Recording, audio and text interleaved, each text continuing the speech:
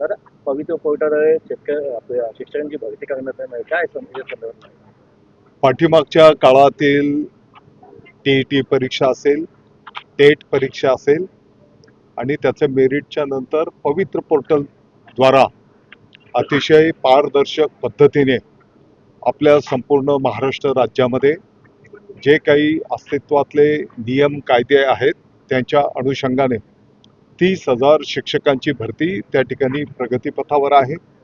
यामध्ये स्थानिक स्वराज्य संस्था त्याच्यासोबतच काही शाळा महाविद्यालयांनी सुद्धा आणि आदिवासी विकास विभाग साधारणपणे 18,000 उमेदवार हे एकास एक या पद्धतीने त्या ठिकाणी दिले जाणार आहेत।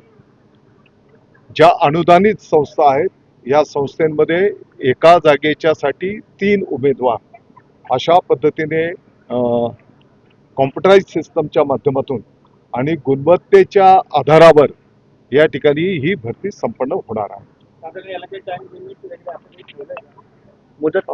ऑलरेडी शिक्षकांच्या जागा व्हॅकंट कुठे आहेत त्याची नोंदणी पूर्ण झालेली आहे आणि आता उमेदवारांना त्यांना कुठे अपेक्षित जागा आहेत त्याप्रमाणे उमेदवार आता त्यांची नोंदणी करायला घेत आहेत। त्याची प्रक्रिया सुरू झालेली आहे।